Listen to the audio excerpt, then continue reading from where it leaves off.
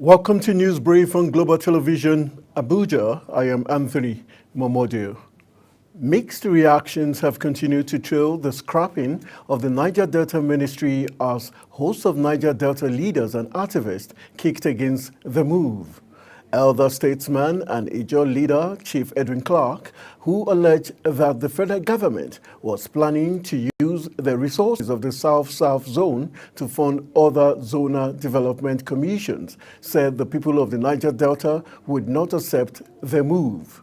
Meanwhile, convener of the South-South Reawakening Group, Elder Joseph Abake Deremo, who hails from Bayelsa State, endorsed the move, saying the scrapping of the ministry is long overdue as the president's action is in line with the recommendations of the Stephen Orasoya Committee on rationalization of the ministries, departments, and agencies. Minister of the newly created Ministry of Regional Development, Engineer Abubakar Momo, who was in charge of the former Ministry of the Niger Delta Development, however, clarified that the Niger Delta Development Commission was still in place. The Federal Executive Council has approved 740 billion naira for the completion of the Kano-Abuja Road project. The approval was given during the weekly council meeting presided over by President Bola Tinubu at the State House in Abuja. Minister of Works Dave Omahi, who briefing State House correspondent after the meeting, said the government is working on managing the extensive backlog of infrastructure projects. He added that the Abuja-Kano Road, previously slated for a tax credit agreement, will now be procured without such a provision, with the 162-kilometer Berger section already approved for 740 billion naira. In business, the International Monetary Fund has said Nigeria's currency, the naira, is showing signs of stability. This, it said, is due to recent interest rate hikes and the clearing of foreign exchange backlogs by the Central Bank of Nigeria. The IMF made this known during a press briefing in Washington, D.C. IMF's financial counselor and director of monetary and capital markets, Tobias Andre, acknowledged the efforts of the CBN in controlling inflation and stabilizing the foreign exchange market. The federal government and private sector stakeholders have called for the nationwide adoption of the market-led extension service model driven by the micro, small, and medium enterprises as the sustainable solution to agricultural productivity. This was among the key issues discussed at the National Agricultural Extension Service Impact Sharing Workshop held in Abuja with the theme Innovations in Market-Led Extension Service Delivery in Nigeria. Minister of Agriculture and Food Security Abubakar Kyari, represented by the Director, Federal Department of Agricultural Extension Services, Dr. Diola Lord Banjo, stressed the vital role of pluralist agricultural extension services in achieving food sufficiency and transforming Nigeria's agricultural landscape.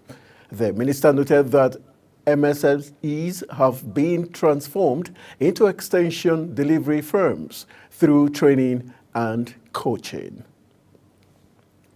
On the foreign scene, Chinese President Xi Jinping has said that the world was facing serious challenges.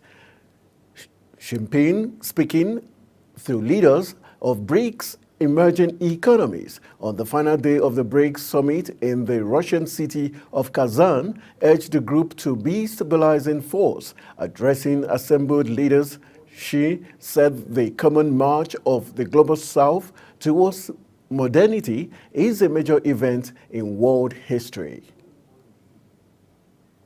The World Health Organization has said that intense bombardment and escalating violence in northern Gaza had forced it to postpone the final phase of child polio vaccination drive. The UN Health Agency said the vaccination campaign was called off due to the escalating violence, intense bombardment, and mass displacement orders, and lack of assured humanitarian pauses across most northern Gaza. Although the necessary second round of vaccination has been completed in central and southern Gaza and was in the begin in the north, the WHO said it had been compelled to postpone the bid to give 119,279 children in northern Gaza a second vaccine dose. Israel launched a major air and ground assault in northern Gaza this month, vowing to stop Hamas militants from regrouping in the area. And jumping into the exciting world of sport, the Super Eagles of Nigeria have moved up by 3 spots to place world 36th in the October FIFA ranking. In the ranking table on the website of the World Football Governing Body, Nigeria garnered 1,503.29 points within the period under review.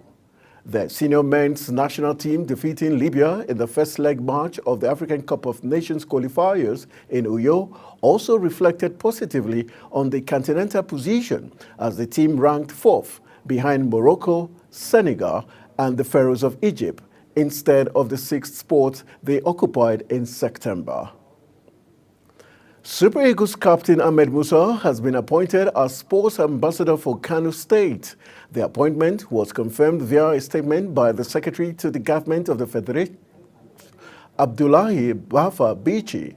The statement says the decision to appoint him into the position of trust and confidence was predicated upon his professional competence, track record of excellence, performance, vast experience, dedication to the development of sporting activities, and provision of humanitarian services in the state.